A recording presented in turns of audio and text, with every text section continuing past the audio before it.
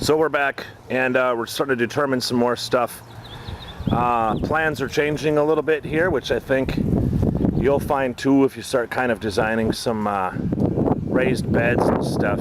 Like I said, our yard here has been, we've been here for 4 years, and we've learned some things, which is why we're making some adjustments now. And even my original plans, what I had done was I went through this winter time and I kind of just grabbed some graph paper and I planned everything out a little bit.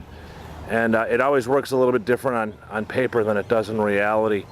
And during the construction of this bed right here, which brought this bed over here all apart, if you'll remember, I had originally planned on bringing in a new bed between the end of this particular new raised bed and this fence. I was going to come out about 2 feet, which would have brought me out to probably around where my foot is, and leaving only a smaller path to get through. So while I was building this new bed, I just walk a path and I noticed that my foot kind of strikes less than 2 feet from this fence. So I'm going to adjust it, and I'm going to go, instead of 2 feet, I'll do 18 inches. This is going to be a bed of blueberries and perhaps raspberries back here. So I'm kind of making some adjustments, which is good. I think you'll find that to be the case for you too, maybe, as you're working things, or as if you're, going through time, you're going to make adjustments, which is great, because you can always kind of improve things or make it easier for your working. What I'm going to do today is put in this new bed. I'm going to start it. I'm not going to really have to till anything down here, and this bed is only going to be about 12 inches tall. I'm going to make a kind of a succession of one board running the entire length down, and then I'm going to kind of make some boxes. I'll show you how I'm doing that, and then I've also kind of figured that in front of this bed that we just redesigned, I'll probably, instead of bringing my new bed all along here to meet at this wall, that would kind of make everything on this side of my finger, I'd be blocked off in there and not be able to reach stuff. So I'm going to terminate a new bed that goes running this way, probably around this area, so that I can stand in there to do maintenance or harvesting of this other garden. First step for me to start my bed is to start cleaning up these boards, because they are reclaimed lumber, or reused, whatever you want to call it. So I got to pull nails, and there's some wire straps in here from an old hoop house. I think we even made a video on that particular hoop house. It's in our channel someplace. I'm also going to kind of clean the dust and dirt off of these just with a scraper or something like that. I don't know if I have any kind of mold or mildew and stuff. See, this is a good example. This is a good time for me to show everybody, or have us take a look at these boards. They are really solid, good to go. Really, there's very, very little evidence of any kind of wear on them at all, really. And these are 4 years old. This is standard pine, so let's kind of, and these are untreated, so take that for what it's worth. But I see people doing all kinds of preparation to beds and buying cedar and using mineral oils and all kinds of other stuff to prep it out. Like I said, this is standard pine, 4 years old, and I'm in zone 5, so it takes quite a beating with freeze and thaw cycles and all that other stuff. So I'm not even going to bother treating anything. This looks perfectly good to me. I'm going to get several years out of this. Nails and screws are all pulled out of this board. What I did find, though, is that there's a pretty good crack in here, and it runs the width of the board, so it goes through, and it's about, I don't know, almost 2 feet long. So this was it's presently a 12-foot board.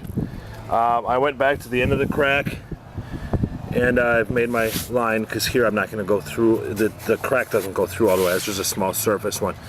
So I took an even amount off. It's 2 feet from one end to the other. This is where the crack is. That's garbage. Found another one down here. 1 foot's coming off, so this board goes from 12 feet down to 9. It's fine, no big deal. I'm just making it last longer by taking these large cracks out. Boards are cut down to size. Now I'm going to take this piece of scrap 1x2 and cut some spacers out of it. I'm going to make 2-foot sections. Okay, so this is kind of what those, this is exactly what those little pieces of 1x2 scrap stuff are for. I cut them and then I can use them here to, well, let's take a look. Keep my stuff at 18 inches. And they're holding the 2x6s up, well, or 2x8 actually, 2x8s up while I'm working everything. And I've been able to get the end on here. Unfortunately, when you're using reclaimed lumber or stuff that's old, there was some cup warp, so the board kind of warps like this a little bit, which is why I have a clamp on here. I pulled it in real tight and I butt jointed these together. This is just a butt joint, so I'm still at 18 inches from outside to outside, which this is actually 1.5 inches wide, these boards. So inside to inside is 15 inches. And then I've cut that to 15 inches. I've mounted it to the inside. I've just temporarily secured this with some small nails. I'm going to come back and bolt it in later on with some large screws so that I'm kind of exactly like this actually on butt joints. So have it all put together with these different fasteners. So that's where we're at right now. We're going to be back and take a look at things in just a sec. Hi, this is Rachel.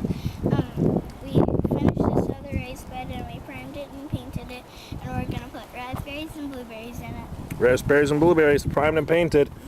We decided to put some boxes on each end, so there's one on each end. You guys had seen it where it was just one long flat thing, but we decided to throw some raised boxes onto it.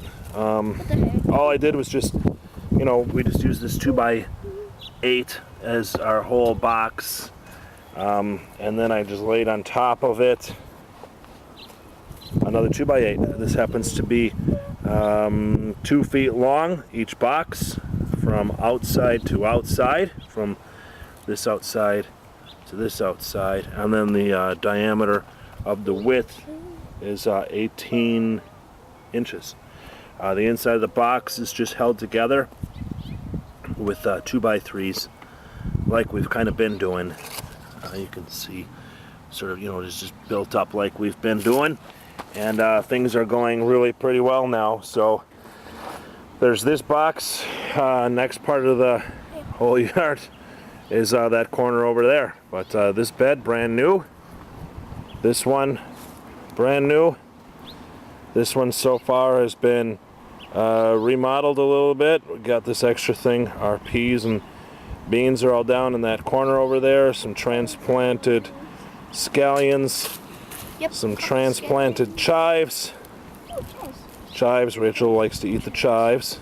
And worm tower got put into it. So there's everything that's been remodeled. And then found this pot, and we'll just put that into, I don't know what we'll put in there, flowers or something. So we'll see in a little bit.